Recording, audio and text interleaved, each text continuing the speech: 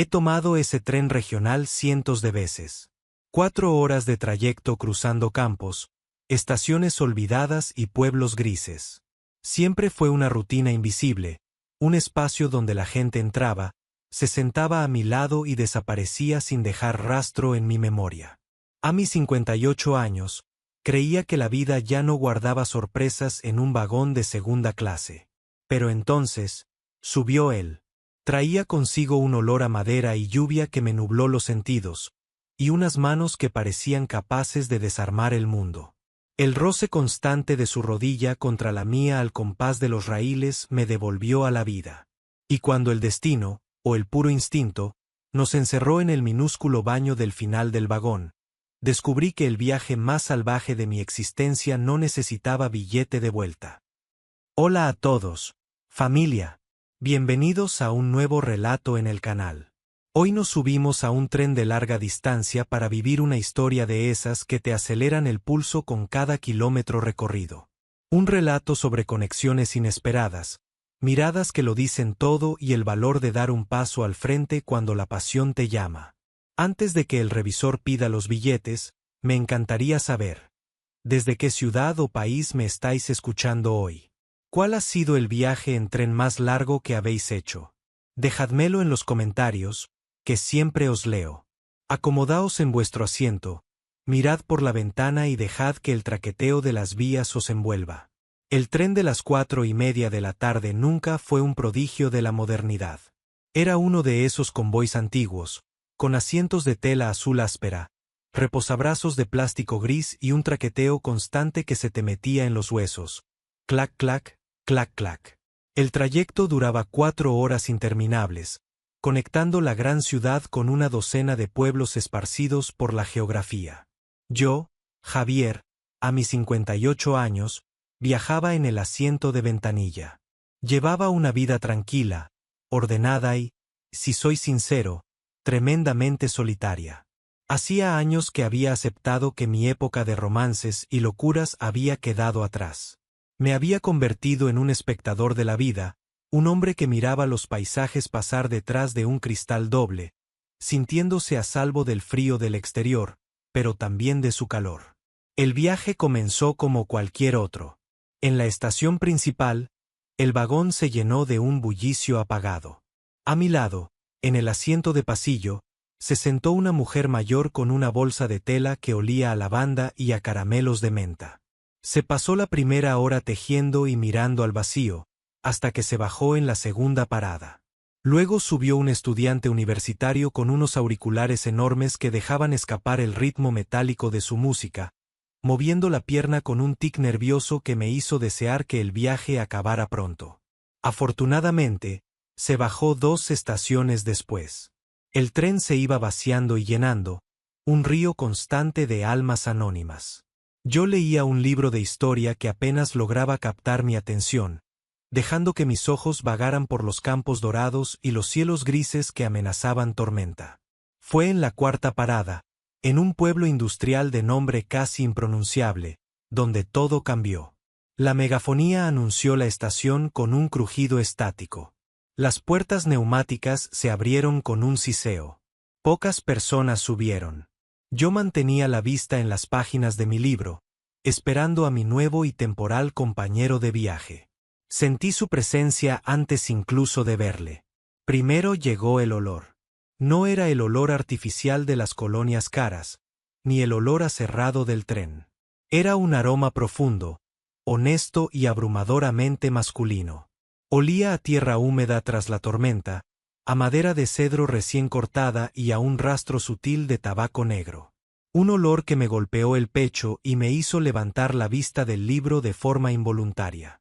Y allí estaba él, deteniéndose justo en la fila de mis asientos. Era un hombre que rondaría mi edad, quizás un par de años más joven. 50 o 55. Tenía los hombros tan anchos que parecía llenar el estrecho pasillo del tren. Llevaba una chaqueta de tela encerada oscura, desgastada por el uso, y una camisa de cuadros cuyas mangas había remangado hasta los codos, revelando unos antebrazos recios, cubiertos de vello oscuro y salpicados por pequeñas cicatrices que contaban historias de trabajo manual. Perdona, el 14B. Creo que es este, dijo. Su voz era un barítono grave, una vibración que resonó en el vagón y que me bajó por la columna vertebral como una gota de agua fría. Sí, es este, logré articular, apartando un poco mis piernas para dejarle pasar. Se sentó a mi lado con un suspiro pesado. Al hacerlo, el espacio en nuestra fila se redujo a la nada. El hombre era grande, sólido como un muro de carga. Yo, de complexión más delgada, me vi inmediatamente acorralado contra la ventanilla. El tren volvió a ponerse en marcha con una sacudida brusca. Al intentar acomodarse, su brazo izquierdo rozó el mío en el reposabrazos que compartíamos. Retiró el brazo 1 milímetro, lo justo para mantener las formas, pero la tela áspera de su chaqueta seguía rozando mi camisa. El calor que emanaba de su cuerpo era palpable. Era como estar sentado junto a una estufa de leña en pleno invierno. Saqué mi libro de nuevo, intentando fingir normalidad, pero las letras bailaban en la página. Mi visión periférica estaba completamente secuestrada por su presencia. Observé sus manos descansando sobre sus fuertes muslos, enfundados en unos vaqueros oscuros. Eran unas manos fascinantes, grandes, de dedos gruesos, con las uñas cortas y los nudillos prominentes. Manos que sabían agarrar herramientas, que sabían de esfuerzo y de fuerza bruta. Había una pequeña mancha de pintura blanca o yeso cerca de su pulgar. Fantaseé, durante un segundo vertiginoso, con cómo se sentirían esas manos ásperas agarrando mi cintura, trazando el contorno de mi piel, rompiendo mi soledad con una caricia ruda. Me mordí el labio, asustado por la intensidad de mis propios pensamientos. A mi edad, aquellos arrebatos me parecían casi ridículos, pero la energía que desprendía aquel desconocido era un campo magnético del que me era imposible escapar. Pasó media hora. La lluvia empezó a golpear los cristales del tren, creando una atmósfera íntima y cerrada dentro del vagón.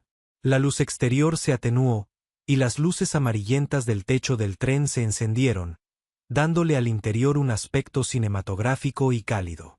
El tren tomó una curva pronunciada. La fuerza centrífuga nos empujó hacia la derecha. Fue entonces cuando ocurrió. Su rodilla, cubierta por la tela gruesa del vaquero, chocó de lleno contra la mía. Esperé la reacción lógica. Esperé que él se disculpara con un gruñido, que reacomodara sus largas piernas y se apartara hacia el pasillo. Pero no lo hizo. El tren volvió a estabilizarse en la vía recta, pero su rodilla se quedó allí, firmemente apoyada contra mi pierna. La presión era deliberada, innegable.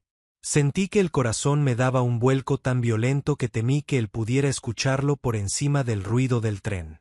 A través de la tela de mi pantalón, el calor de su cuerpo se transfería al mío como una corriente eléctrica de alta tensión. Me quedé petrificado. No me atreví a moverme.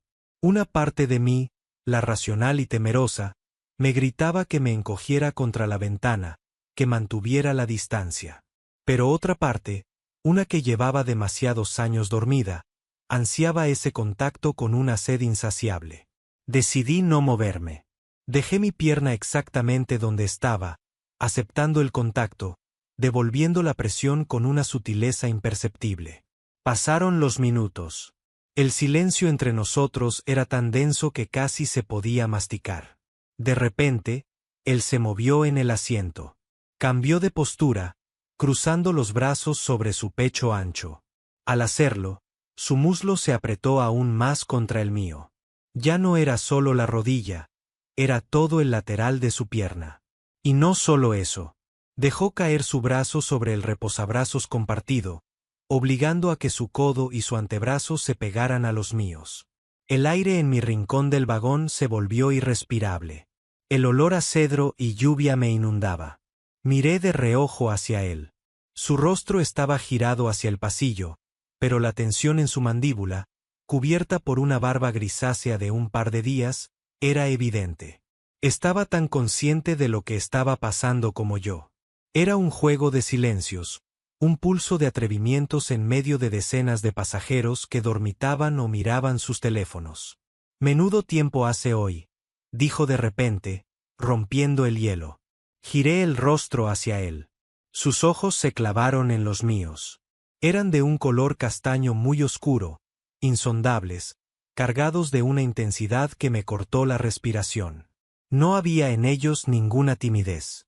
Había la seguridad de un hombre que sabe lo que quiere y que sabe que lo está provocando. Sí. Mi voz sonó ronca, un tono más grave de lo habitual. Las tormentas de esta época son traicioneras. A mí me gustan, respondió él, esbozando una media sonrisa que arrugó las comisuras de sus ojos. Limpian el ambiente. Dejan las cosas claras. El doble sentido flotó en el aire, pesado como el plomo. Mantuvo la mirada fija en mis ojos durante un segundo eterno antes de bajarla, muy lentamente, hacia mis labios, y luego volverla a subir. El mensaje fue tan claro que sentí un escalofrío recorrer mi espina dorsal. Soy Marcos, por cierto, dijo, extendiendo su mano grande hacia mí, invadiendo mi espacio con una naturalidad pasmosa. Javier, respondí, estrechando su mano. El contacto de nuestras palmas fue la confirmación física de todo lo que habíamos estado construyendo en silencio. Su agarre era firme, recio, con la textura áspera de los callos acariciando mi piel. Me sostuvo la mano un segundo más de lo estrictamente necesario. Al soltarme, sus dedos rozaron el interior de mi muñeca de forma casi imperceptible. Un roce ardiente, un incendio forestal provocado por una sola chispa. La conversación fluyó durante la siguiente hora, pero las palabras eran lo de menos. Hablamos de nuestros destinos, de mi trabajo en una oficina gris, de su trabajo como restaurador de muebles antiguos en un taller a las afueras. Hablamos de todo y de nada, mientras bajo el pequeño escudo protector de la mesilla plegable del tren, nuestras piernas seguían firmemente unidas, compartiendo un calor que se había vuelto indispensable para ambos. Marcos era cautivador. Hablaba con pausa, midiendo las palabras, pero su lenguaje corporal era voraz. Cada vez que yo hablaba, él se inclinaba hacia mí, apoyando su peso sobre el reposabrazos, acercando su rostro hasta que podía sentir su aliento cálido chocar contra mi barbilla. Sus ojos oscuros no dejaban de escudriñarme, leyendo en mí el mismo deseo contenido que yo leía en él. Me sentía como un adolescente, con el estómago encogido y las palmas de las manos sudorosas. Pero al mismo tiempo, sentía la madurez de la situación. Éramos dos hombres adultos, dos hombres curtidos, reconociéndose mutuamente en la trinchera de un vagón de tren. Quedaba poco más de una hora para llegar a la estación de término. El cielo exterior era ya completamente oscuro, y la tormenta arreciaba con fuerza. Marcos carraspeó suavemente y se enderezó en su asiento, rompiendo por primera vez el contacto de nuestras piernas. Sentí el frío inmediato de la separación. Voy a estirar las piernas y al servicio un momento, dijo, con una voz extrañamente profunda. Se levantó, llenando el espacio con su estatura. Antes de darse la vuelta para enfilar el pasillo hacia la parte trasera del vagón, me miró desde arriba. Fue una mirada cargada, densa, una invitación silenciosa que no admitía dudas. Se alejó por el pasillo, equilibrando su peso ancho contra el balanceo del tren. Me quedé a solas en mis asientos. El ruido del traqueteo volvió a dominar mis oídos.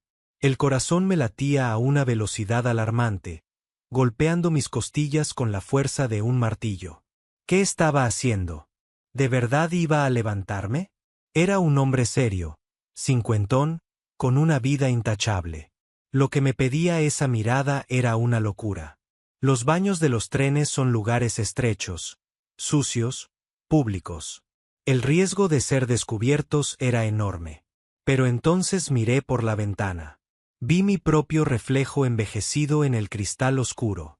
Vi las canas en mis sienes. Vi los años de soledad, de noches frías, de mantener siempre la compostura, de no hacer ruido. Recordé el roce áspero de su mano, la presión de su muslo, la promesa oculta en esa voz grave. Si no me levantaba en ese momento, bajaría del tren en la estación final, Él se iría por su lado y yo volvería a mi apartamento vacío, condenado a preguntarme durante el resto de mis días qué habría pasado si hubiera tenido valor. No iba a permitir que eso sucediera.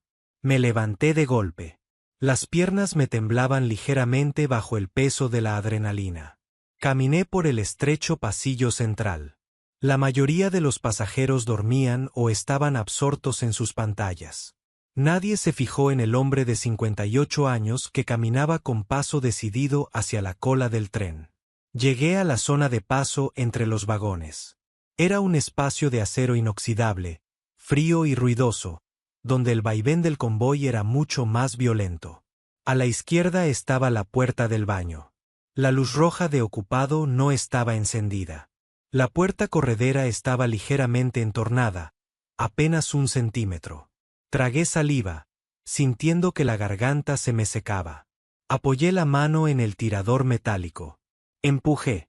El interior del baño era minúsculo, apenas suficiente para darse la vuelta. La luz blanca y dura del fluorescente lo iluminaba todo sin piedad. Marcos estaba allí, de espaldas al lavabo, apoyado contra la pared de fibra de vidrio. No estaba usando el servicio. Me estaba esperando. Cuando entré, cerrando la puerta tras de mí, sus ojos oscuros se clavaron en los míos con una intensidad fiera, casi salvaje. La sorpresa inicial en su rostro dio paso a una sonrisa cruda, satisfecha, la sonrisa del cazador que ve a su presa entrar voluntariamente en la trampa. No dijo una sola palabra. Dio un paso hacia mí, acorralándome contra la puerta. Su mano grande, la mano de las cicatrices y la pintura blanca, pasó por encima de mi hombro y golpeó el pestillo metálico de la cerradura. ¡Clac! El sonido metálico del cerrojo asegurando la puerta resonó en el pequeño habitáculo como un disparo, aislando nuestro universo del resto del mundo. La distancia entre nosotros se redujo a la nada. El espacio era tan estrecho que su pecho amplio, cubierto por la tela encerada de su chaqueta, chocó con fuerza contra el mío. El balanceo del tren nos lanzó el uno contra el otro, un baile caótico en medio del metal y el ruido. Levanté el rostro hacia él. Podía ver cada detalle, la textura áspera de su barba, la pequeña cicatriz cerca de su ceja izquierda, el deseo absoluto brillando en el fondo de sus ojos oscuros. Marcos bajó su rostro. El olor a cedro, a tormenta y a hombre me inundó, embriagándome por completo. Sus labios chocaron contra los míos. No hubo suavidad. No hubo preliminares románticos. Fue un beso rudo, hambriento, desesperado. Un estallido de todo el calor y la tensión que habíamos estado acumulando durante horas en aquellos asientos. Su boca reclamó la mía con una autoridad que me hizo soltar un gemido sordo, ahogado en su propia garganta. Abrí los labios, entregándome por completo a su exploración. Me agarró por la cintura con sus 2 manos masivas, levantándome ligeramente del suelo, aplastándome contra la puerta bloqueada para equilibrarnos contra el vaivén del convoy. Su fuerza era descomunal, pero al mismo tiempo protectora. Enredé mis manos temblorosas en su cabello oscuro y grueso en la nuca, tirando de él, profundizando el beso, bebiendo de él como un hombre que ha estado cruzando el desierto durante décadas y acaba de encontrar un manantial. El ruido sordo de los raíles bajo nuestros pies, clac clac, clac clac, marcaba el ritmo de nuestras respiraciones entrecortadas. Sus labios sabían a café fuerte y a vida, su barba arañaba mi piel de una forma deliciosa, despertando terminaciones nerviosas que yo creía muertas. Marcos separó sus labios de los míos solo 1 milímetro, respirando pesadamente contra mi boca. Dios, Javier. Gruñó, con una voz tan ronca que pareció salir de lo más profundo de la tierra. Llevo desde que me senté a tu lado queriendo hacer esto. No hables, le susurré, ciego de pura adrenalina. No te detengas. Volví a estrellar mi boca contra la suya.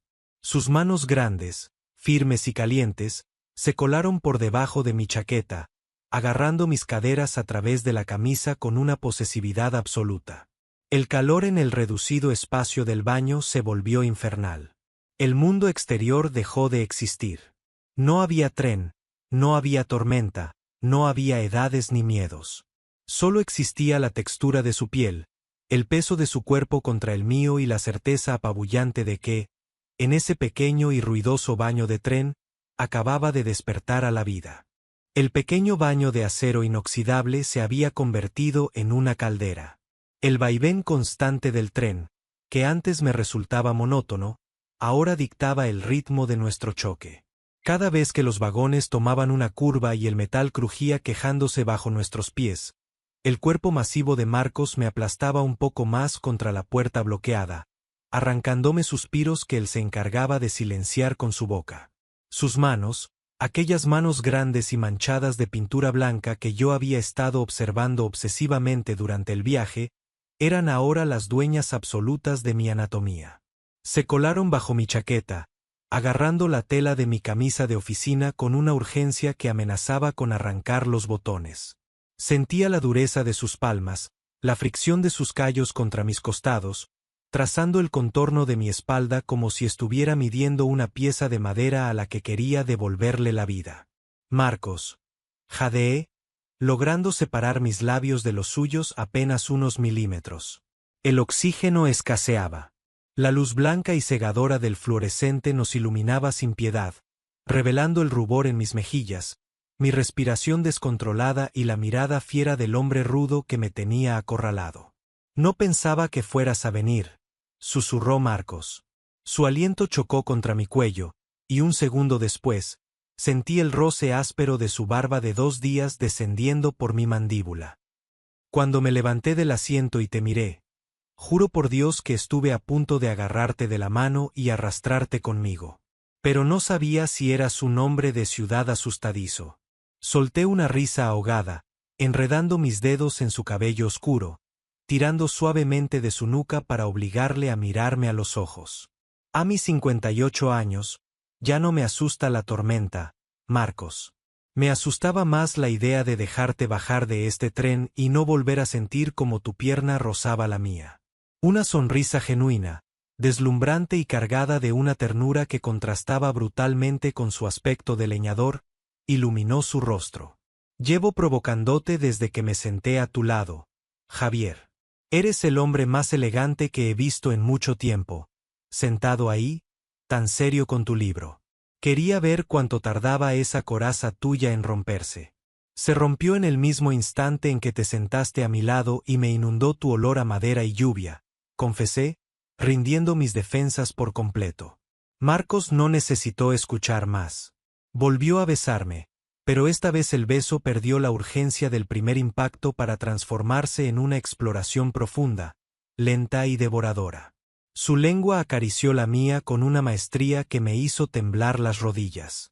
Yo, que llevaba años convenciéndome de que mi cuerpo ya solo servía para sentarse frente a un ordenador y envejecer con dignidad, me descubrí arqueando la espalda, pegando mis caderas a las suyas, respondiendo a cada uno de sus movimientos con un hambre que me avergonzaba y me liberaba a partes iguales. En ese minúsculo espacio de acero vibrante, Marcos me estaba desarmando pieza por pieza. Sus labios bajaron por mi barbilla, depositando besos húmedos y ardientes en el inicio de mi garganta, justo donde el cuello de mi camisa se abría. Sentí una sacudida eléctrica recorriéndome la espina dorsal. Agarré los hombros de su pesada chaqueta encerada, aferrándome a él como un náufrago a su tabla de salvación en medio del océano. El ruido sordo de los raíles, clac clac, clac clac, se convirtió en la banda sonora de nuestra clandestinidad. Cada vibración del suelo nos obligaba a friccionar nuestros cuerpos, amplificando el calor que emanaba de nosotros hasta empañar el pequeño espejo sobre el lavabo. De repente, un golpe seco y metálico nos congeló a ambos. Toc, toc, toc. Alguien estaba golpeando la puerta corredera del baño desde el exterior. Perdone, ¿le falta mucho?, preguntó la voz aguda y quejumbrosa de un pasajero, apenas audible por encima del ruido del tren. Marcos y yo nos quedamos paralizados. Nuestras respiraciones, pesadas y ruidosas, resonaban en el habitáculo. Marcos apoyó su frente contra la mía, cerró los ojos y soltó una carcajada silenciosa, una exhalación de aire que me acarició el rostro. Está ocupado. Un par de minutos, por favor, respondió Marcos. Su voz sonó perfectamente normal, grave y calmada, como si no estuviera a punto de devorar a otro hombre contra la puerta. El pasajero bufó desde fuera y escuchamos sus pasos alejarse por el pasillo de acero hacia el vagón contiguo. Marcos abrió los ojos. El gris oscuro de sus pupilas estaba dilatado. Levantó su mano grande, y con el pulgar, me limpió la comisura de los labios, un gesto de una intimidad tan abrumadora que sentí ganas de llorar. «Tenemos que salir de aquí», susurró, rozando su nariz contra la mía. «Si nos quedamos un minuto más, te juro que voy a bloquear esta puerta con mi cuerpo y no voy a dejar entrar al revisor ni aunque traiga a la policía». Asentí, tragando saliva, intentando que mi ritmo cardíaco volviera a niveles humanos. Me arreglé el cuello de la camisa con manos temblorosas. Marcos se abrochó un par de botones de su camisa de cuadros que, en el fragor de la batalla, se habían soltado. Me miró de arriba abajo, asegurándose de que estaba presentable, y luego, con lentitud, quitó el pestillo de seguridad. «Yo salgo primero», me indicó en un susurro. «Cuenta hasta 20 y vuelve a tu asiento». Abrió la puerta y el ruido ensordecedor de los vagones en movimiento nos golpeó. Salió al pasillo con su paso firme y ancho, desapareciendo de mi vista. Me quedé en el baño, apoyado contra el lavabo de acero, mirándome en el espejo empañado. Tenía el rostro encendido, los labios hinchados y un brillo en los ojos que no veía desde mis años de juventud. Parecía otro hombre. Marcos me había devuelto a la vida en cuestión de 10 minutos. Conté hasta 20. Mi pecho subía y bajaba. Abrí la puerta y me adentré en el pasillo del vagón. El contraste era brutal. Todo seguía igual. La luz amarillenta, la gente dormitando, las maletas en los estantes superiores, la lluvia golpeando las ventanas. Nadie en aquel vagón tenía la más remota idea de la tormenta de fuego que acababa de desatarse en el último metro cuadrado del tren. Caminé por el pasillo, manteniendo la vista al frente, intentando que mis piernas no temblaran. Al llegar a la fila 14, él ya estaba allí, sentado en su asiento de pasillo. Había abierto su chaqueta encerada. Me detuve frente a él. Marcos me miró, y aunque su rostro se mantenía serio e inescrutable para el resto de los pasajeros, sus ojos bailaban con una chispa de complicidad absoluta. «Permite», dijo, apartando sus piernas para dejarme pasar hacia la ventanilla. Me senté. El silencio se instaló entre nosotros, pero ya no era un silencio tenso ni cargado de dudas. Era el silencio denso y pesado de los que comparten un secreto inquebrantable. Aún quedaban 45 minutos de viaje. El tren se adentraba en la fase final del trayecto, cruzando las zonas industriales de la periferia de la gran ciudad. La lluvia arreciaba, convirtiendo el paisaje en una mancha gris borrosa. Me acomodé en mi asiento, apoyando la cabeza en el cristal frío. A mi lado, Marcos suspiró. Se quitó su pesada chaqueta oscura y con un movimiento que parecía puramente casual, la extendió sobre sus piernas, dejando que un extremo de la tela cayera cubriendo también mis rodillas y mis muslos. Al principio, parecía un simple gesto para combatir el frío que se filtraba por las juntas de las ventanas del viejo tren. Pero un segundo después, bajo la capa protectora y opaca de la chaqueta de tela encerada, sentí como su mano inmensa y cálida buscaba la mía. Mi respiración se detuvo. Sus dedos gruesos, ásperos por el trabajo con la madera, encontraron mi mano sobre mi regazo. No dudó. Entrelazó sus dedos con los míos con una firmeza posesiva. El contraste de mi mano de oficinista con la suya de artesano era absoluto. Su pulgar empezó a acariciar el dorso de mi mano, trazando círculos lentos y metódicos sobre mis nudillos. Era un gesto oculto a los ojos del mundo, protegido por el abrigo. Nadie a nuestro alrededor, ni el estudiante de la fila de enfrente, ni el revisor que pasó caminando por el pasillo, podía ver lo que ocurría. A simple vista, éramos dos señores maduros, serios, compartiendo una fila de asientos por casualidad. Pero bajo la chaqueta, Estábamos conectados de una forma que me derretía el alma. ¿A qué te dedicas en la ciudad, Javier?, preguntó Marcos de repente. Su voz era baja, un murmullo profundo que solo yo podía escuchar por encima del ruido del tren. Giré la cabeza hacia él. Su rostro estaba muy cerca. Miraba al frente, pero su pulgar no dejaba de acariciar mi mano bajo la tela. Soy contable, respondí, sintiendo que mi vida sonaba ridículamente gris al lado de la suya. Trabajo en un edificio de cristal en el centro. Números, balances, informes que nadie lee. Una vida ordenada, supongo. Y muy solitaria. No sé por qué añadí eso último. Quizás porque, tras lo que había pasado en el baño, ya no tenía sentido esconder mis vulnerabilidades. Marcos apretó mi mano con más fuerza. Yo restauro muebles que la gente da por perdidos, dijo, su voz adoptando un tono melancólico. La gente tira sillas, mesas y cómodas porque tienen un arañazo, porque la madera está gastada o porque creen que ya son demasiado viejos para servir de algo. Yo me los llevo a mi taller. Los lijo. Les quito las capas de barniz viejo, les pongo aceite de linaza y les devuelvo el brillo. La madera buena nunca muere, Javier. Solo necesita que alguien con las manos adecuadas le preste atención. El doble sentido de sus palabras me golpeó con la fuerza de un mazo. Estaba hablando de muebles. Sí, pero también estaba hablando de nosotros. De hombres de 50 años que la sociedad considera que ya han pasado su mejor momento. Me estaba diciendo, con la rudeza poética de un artesano, que él veía en mí algo que merecía la pena ser restaurado. ¿Y qué pasa cuando el mueble cree que ya no tiene arreglo? Le susurré, mi voz apenas un hilo, sintiendo como un nudo de emoción se formaba en mi garganta. Marcos giró el rostro hacia mí.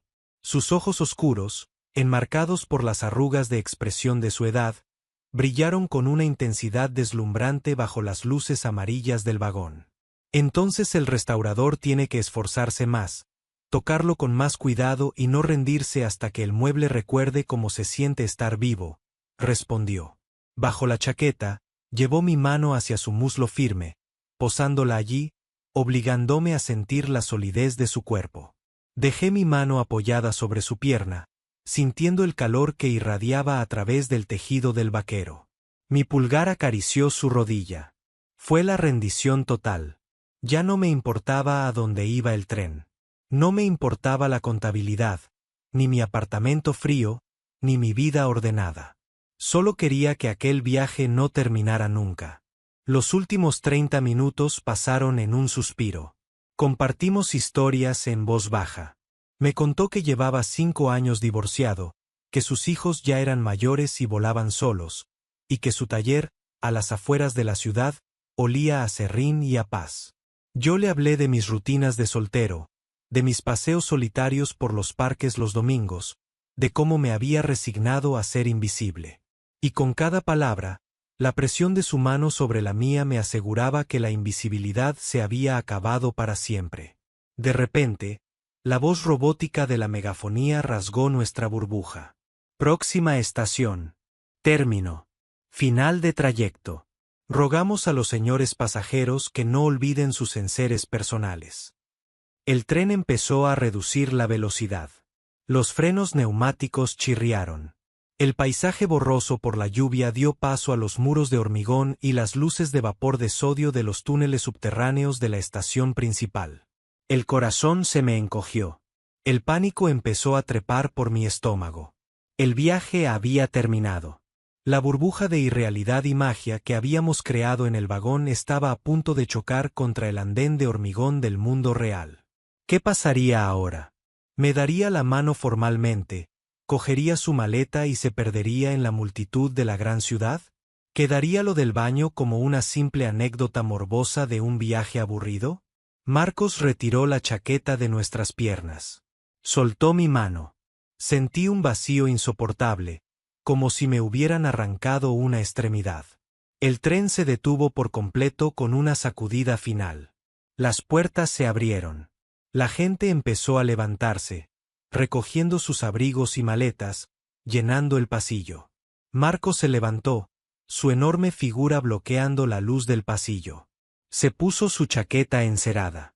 Yo me quedé sentado, agarrando mi libro con fuerza, intentando tragar el nudo de lágrimas que amenazaba con ahogarme. Fui un iluso. Un hombre de 58 años creyendo en cuentos de hadas en trenes regionales.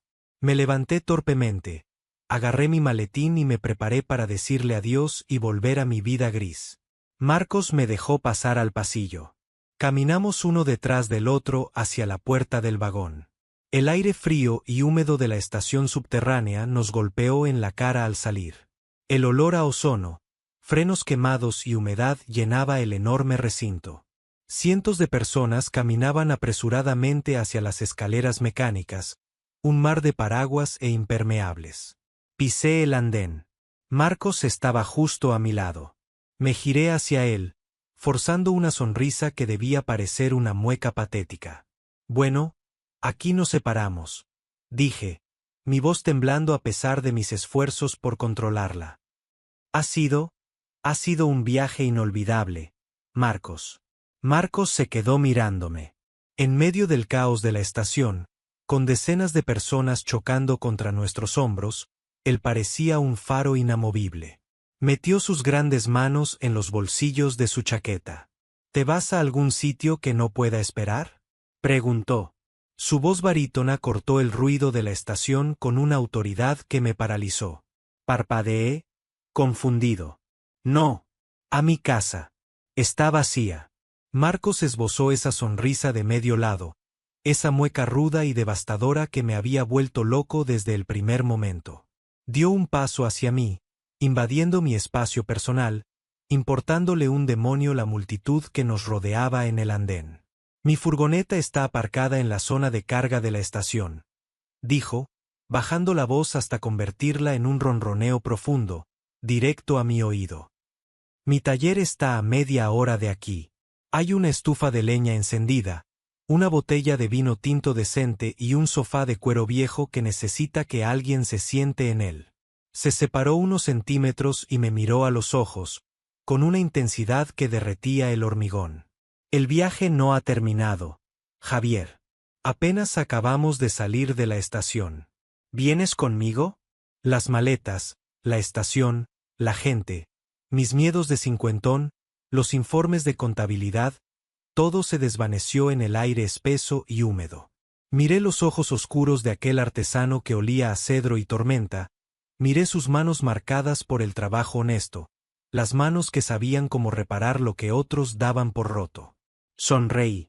Una sonrisa genuina, inmensa, que me dolió en las mejillas de tanto tiempo que hacía que no la usaba.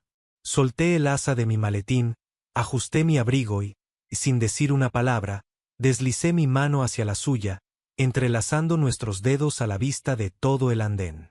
Llévame a tu taller, Marcos, respondí, con la voz firme y llena de una juventud recuperada. Enséñame cómo restauras las cosas rotas. Marcos apretó mi mano, su sonrisa ensanchándose hasta iluminar toda la oscuridad de la estación subterránea. Tiró de mí suavemente, y juntos, caminando hombro con hombro, nos abrimos paso a través de la multitud, dejando atrás los trenes vacíos para subirnos al único viaje que importaba, el nuestro. Y así, familia, termina el trayecto de Javier y Marcos, pero comienza su verdadera historia.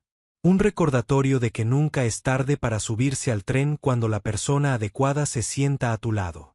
¿Qué os ha parecido este final?